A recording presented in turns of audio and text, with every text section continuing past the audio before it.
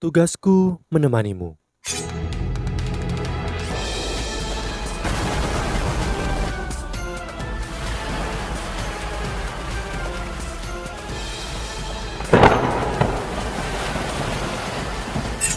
Hai sahabat Pasuk, kembali lagi bersama alur cerita versi novel Solen 2 Sekte Tang yang tak tertandingi. Jangan lupa like, subscribe, dan nyalakan tanda lonceng. Mari kita lanjutkan. Saat Wu Yuhong mendengarkan penjelasan ulat salju langit mimpi, dia tiba-tiba merasakan perasaan aneh. Mungkinkah nama ulat salju langit mimpi adalah karena ia bermimpi setiap hari? Meskipun aku tidak bisa meninggalkan gua es, makan energi es 10.000 tahun rasanya terlalu enak. Jadi aku beruntung tidak dapat menemukan jalan keluar. Karena aku menemukan bola besar energi es 10.000 tahun. Sementara saat merangkak mencari jalan keluar, aku tidur lagi. Tetapi aku bahkan tidak tahu sudah berapa lama aku tidur untuk kali ini.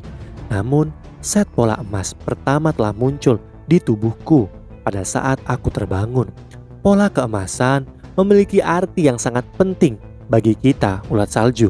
Itu menandakan bahwa kultivasi kita telah mencapai 100.000 tahun. Dari yang aku ingat, klan ulat salju kami tidak pernah memiliki keberadaan yang memiliki budidaya 100.000 tahun. Aku adalah makhluk pertama yang melakukan ini. Ini belum pernah terjadi sebelumnya dalam sejarah. Pada saat itu, aku berevolusi menjadi ulat salju berpola emas. Aku juga memiliki kekuatan yang cukup untuk menembus es dan pergi. Namun, pada saat itu, aku tidak tahu bahwa binatang buas ratusan ribu tahun akan menderita pembatasan yang sangat besar yang akan membuat mereka lebih sulit untuk meningkatkan kultivasi mereka. Mungkin itu karena aku beruntung, atau mungkin itu karena klan ulat salju kita memiliki kekurangan kekuatan tempur. Tapi secara ajaib, aku tidak menarik kesengsaraan surgawi atau petaka surgawi apapun. Koko melamun menghela nafas. Aku memutuskan untuk terus tidur karena aku terlalu malas untuk pergi. Jadi, aku terus tidur di gua-gua es. Karena kultivasiku telah mencapai tingkat tertentu, aku dapat memecahkan es dan memasuki area yang sebelumnya tidak bisa aku lakukan. Hal ini memungkinkanku untuk menemukan lebih banyak lagi intisari energi es berkualitas yang semuanya untuk makananku. Sama seperti itu, aku mengulangi siklus tidur setelah makan dan makan setelah bangun. Aku bahkan tidak tahu berapa lama waktu telah berlalu. Hanya pola emas di tubuhku yang bisa memberitahuku berapa lama aku hidup. Pada akhirnya, aku selesai memakan semua intisari energi es di dalam gua es suatu hari. Aku kemudian menggali keluar dari dasar gua es, tiba di laut. Aku mengambang di lautan dan bergerak mengikuti arus. Aku mengambang di sepanjang tepi benua. Akhirnya bergerak ke selatan. Aku juga menemui musuh pertama selama perjalanan ini. Pada waktu itu, aku sudah melihat 9 pola emas, yang berarti bahwa aku adalah makhluk jiwa berkekuatan 900.000 tahun yang kuat. Aku awalnya berpikir bahwa aku adalah eksistensi yang tiada bandingnya di dunia ini. Namun, ketika dia terus berbicara, Koko melamun jelas menjadi agak malu. Namun, aku tidak pernah melakukan apapun atau berkelahi dengan siapapun ketika aku bangun. Pada akhirnya, aku harus mengandalkan energi spiritualku yang sangat besar untuk menakuti musuh-musuh itu. Ini akhirnya membangkitkan kewaspadaanku yang membuat aku berusaha untuk menumbuhkan kemampuan untuk menyerang. Namun, aku menemukan bahwa umur kultivasiku tidak berarti aku kuat. Aku memang 1 juta jiwa, tetapi kekuatan tempurku sebenarnya lebih rendah daripada sekitar 10.000 tahun jiwa binatang. 10.000 tahun jiwa buas yang pandai bertarung hanyalah lawan yang tidak bisa aku harapkan untuk meraih kemenangan. Dunia luar benar-benar terlalu berbahaya. Namun, aku tidak tahu jalan kembali. Aku pikir karena lautan itu berbahaya, mungkin benua itu akan lebih aman. Jadi aku pergi ke darat. Namun, aku menemukan bahwa benua itu juga tidak terlalu damai. Mungkin itu adalah efek dari penyerapan terlalu banyak energi es. Tetapi tubuhku memiliki aroma khusus yang dapat menarik perhatian setiap dan semua makhluk jiwa. Itu membuat mereka melihat aku sebagai makanan. Pada akhirnya, aku ditangkap oleh binatang buas yang kuat 100.000 tahun dari hutan Stardo. Namun, itu tidak langsung membunuhku. Alih-alih itu membawaku ke hutan Stardo, hanya setelah mendengarkannya aku mengerti apa yang sedang terjadi. Ternyata, aku memiliki terlalu banyak energi ki surga dan bumi. Selama mereka mampu menyerap dan mengubah energiku, setiap binatang jiwa dapat menjadi binatang jiwa 100.000 tahun. Dan setiap binatang jiwa ratusan ribu tahun dapat membebaskan diri dari batasan umur kultivasi mereka. Tetapi, butuh waktu lama untuk menyerap energiku. Karena energi yang aku kembangkan selama 1.000.000 tahun terlalu besar. Jadi, itu membawaku kembali ke sarangnya. Namun, orang itu meremehkan betapa hebatnya saudara ini. Meskipun aku tidak terlalu pandai bertarung, aku bisa meningkatkan kekuatan aura. Dengan demikian, aku bisa menarik semua binatang ratusan ribu tahun di hutan Stardo. Hehe. Pertempuran besar terjadi, dan itu hampir melibatkan semua binatang jiwa di hutan Stardo yang berusia lebih dari 10.000 tahun. Mereka bertarung dengan putus asa. Aku awalnya berpikir bahwa aku sekarang memiliki kesempatan untuk melarikan diri.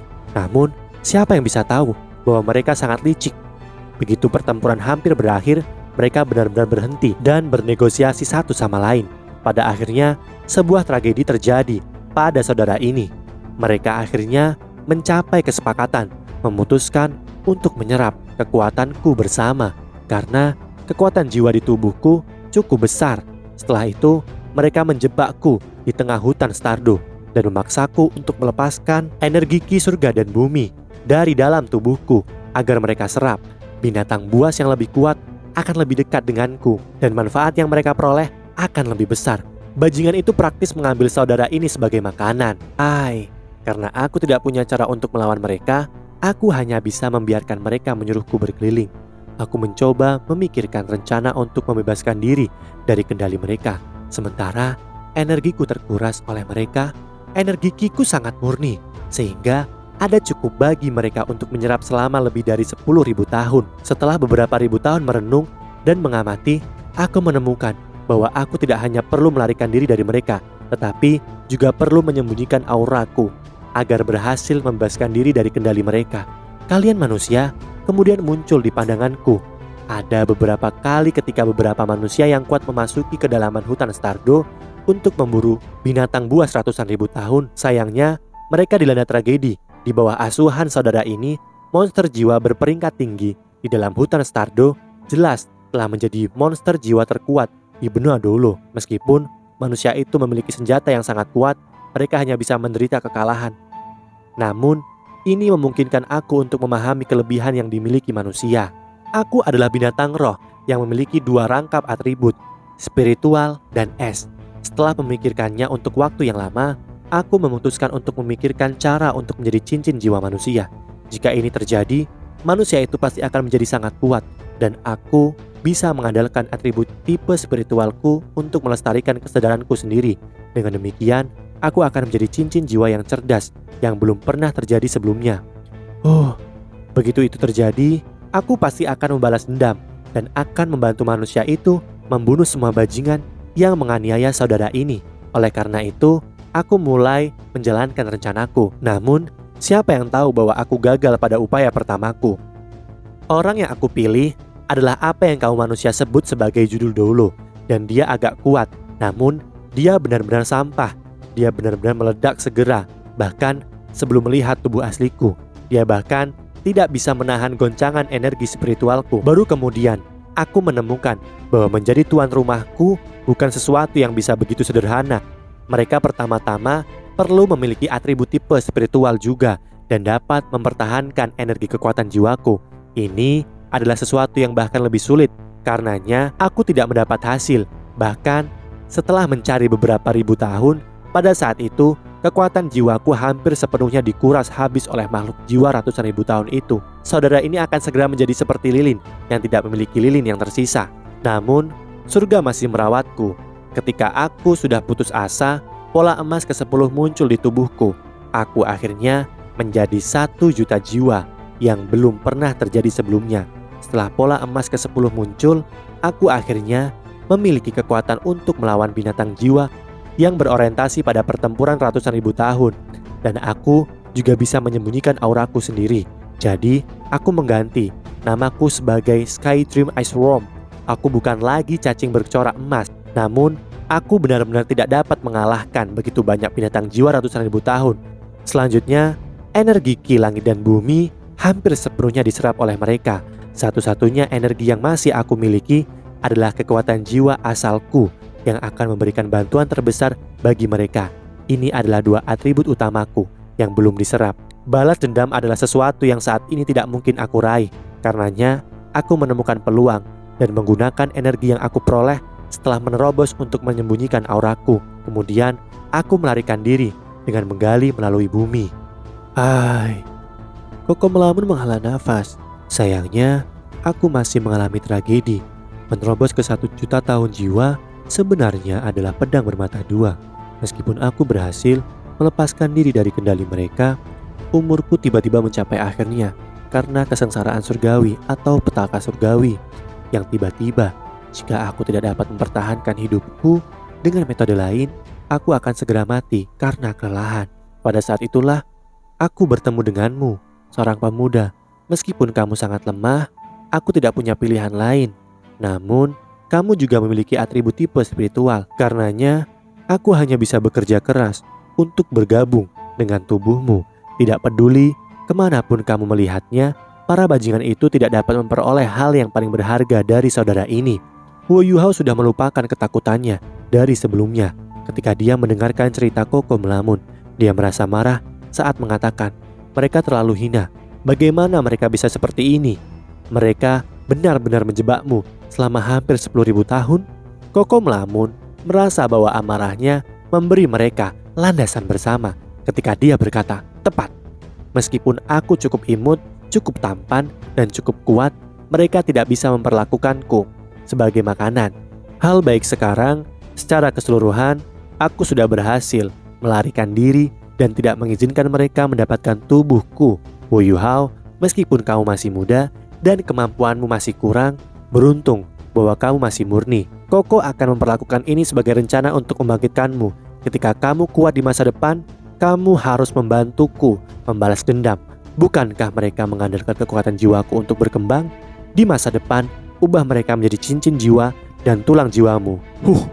Wu Yuhao tidak ragu sama sekali ketika dia menjawab, aku pasti akan membantumu membalas dendam setelah aku tumbuh dewasa. Hubungan antara manusia dan binatang ini dengan cepat semakin mendalam karena cerita yang sedikit aneh namun ajaib ini. Pada kenyataannya, meskipun Koko melamun telah hidup selama 1 juta tahun, itu hanya bertemu dengan beberapa binatang buas. Meskipun kecerdasannya tidak kalah dengan kecerdasan manusia, bagaimana ia bisa tahu bahwa manusia memiliki hati yang jahat? Jika ada manusia yang mengalami peristiwa beruntung seperti Koko melamun, dia pasti tidak akan mengungkapkan kisahnya dengan mudah.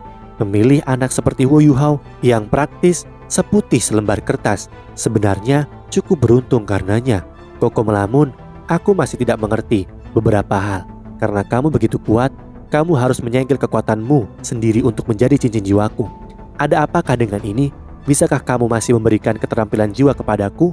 Setelah kehilangan rasa takutnya, rasa ingin tahu yang bahkan lebih besar memenuhi hati Wu Yuhao. Koko melamun tertawa licik ketika dia berkata, aku tentu punya cara. Karena aku sudah merencanakan ini sejak lama. Aku sudah menyiapkan pengaturan yang tepat. Setelah mendapatkan pengalaman dari ledakan manusia itu, aku menyadari bahwa semua bantuanku harus fokus pada keselamatanmu. Aku sudah tidak punya cara untuk mundur sekarang. Jika kamu mati, aku juga mati. Kekuatan jiwaku yang asli hampir sepenuhnya terkuras oleh makhluk-makhluk buas dari hutan Stardo. Kalau tidak, tubuhmu tidak akan bisa menahan kekuatanku.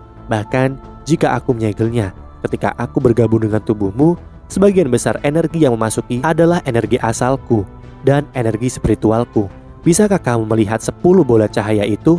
Mereka adalah 10 materai yang telah aku siapkan. Jika kamu melihatnya dari sudut lain, dapat dikatakan bahwa aku telah memberikan kamu kekuatan cincin jiwa pertamaku. Namun, untuk sementara, kamu tidak dapat menggunakannya. Ini juga berarti bahwa meskipun cincin jiwa pertamamu adalah cincin jiwa jutaan tahun, saat ini cincin jiwa tidak memiliki kekuatan cincin jiwa jutaan tahun. Namun, energi yang telah aku segel di dalam tubuhmu akan secara bertahap menyebar seiring kultivasimu yang meningkat, yang pada akhirnya akan meningkatkan kekuatan cincin jiwamu. Bahkan mungkin meningkatkan kekuatan cincin jiwa masa depanmu.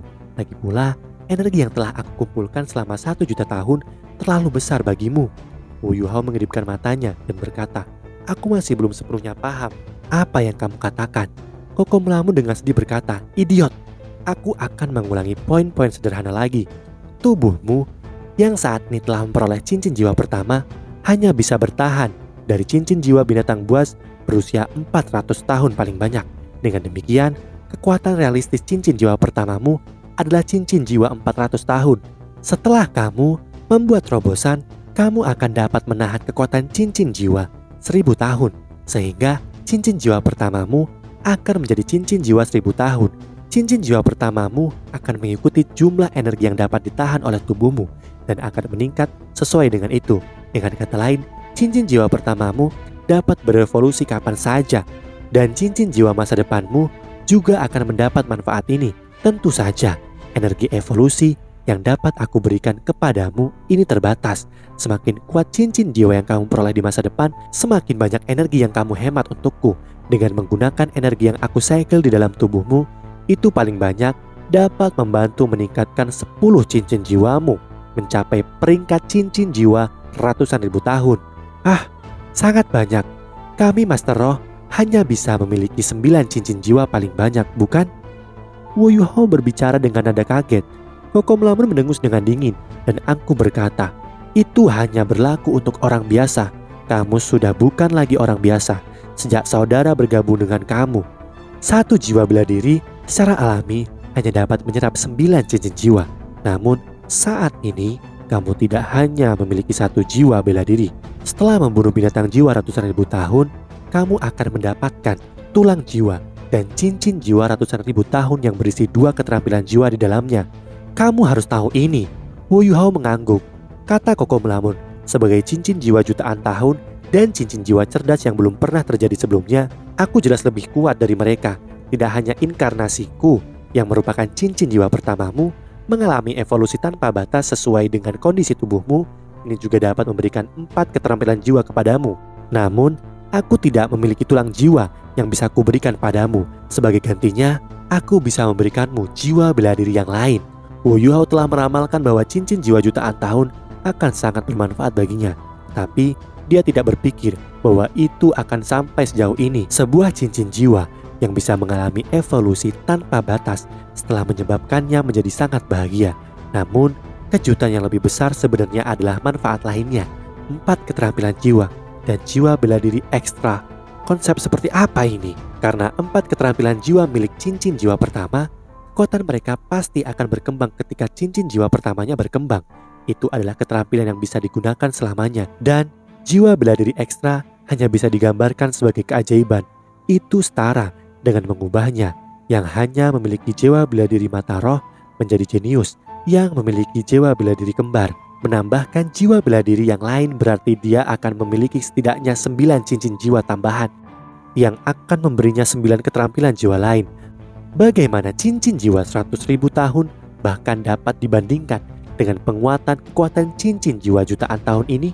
Meskipun kekuatannya sendiri masih lemah, bahkan setelah mendapatkan keajaiban ini dan mengharuskannya untuk perlahan-lahan meningkatkannya, cincin jiwa jutaan tahun ini tanpa diragukan lagi membuka pintu besar ke surga bagi Wu Yuhao yang memungkinkannya yang awalnya memiliki bakat biasa-biasa saja untuk memiliki masa depan kemungkinan tak terbatas. Jiwa bela diri yang telah aku berikan kepadamu adalah es, tetapi es yang saat ini tidak memiliki jiwa. Kata-kata yang dikatakan Koko melamun berikutnya menarik Wu Yuhao kembali dari kebahagiaan. Es yang tidak memiliki jiwa? Apa itu? Wu Yuhao memiliki ekspresi keraguan di wajahnya. Koko melamun berkata, ini berarti bahwa jiwa bela diri yang aku berikan kepadamu saat ini hanya memiliki atribut, tetapi bukan bentuk. Ketika kamu menyerap cincin jiwa tipe S pertamamu, bentuk jiwa bela dirimu akan selesai. Jiwa binatang dari cincin jiwa yang kamu serap kemudian akan menjadi cincin bela diri keduamu. Ini juga berarti bahwa jiwa bela diri keduamu pasti akan menjadi jiwa buas. Kamu tidak perlu khawatir tentang ini. Aku sudah memikirkan untuk kamu. Namun, kultivasimu saat ini tidak cukup. Setelah kekuatanmu lebih tinggi, aku akan membawamu untuk menyelesaikan cincin jiwa tipe S pertamamu. Sekarang, kamu harus mengerti mengapa aku mengatakan bahwa aku tidak akan memiliki energi yang cukup untuk memperkuat cincin jiwamu. Karena itu, kamu harus sangat berhati-hati ketika memilih cincin jiwamu, dan kamu harus mendengarkan saranku. Demikian kisah yang bisa saya sampaikan di part ini. Sampai jumpa di part-part selanjutnya.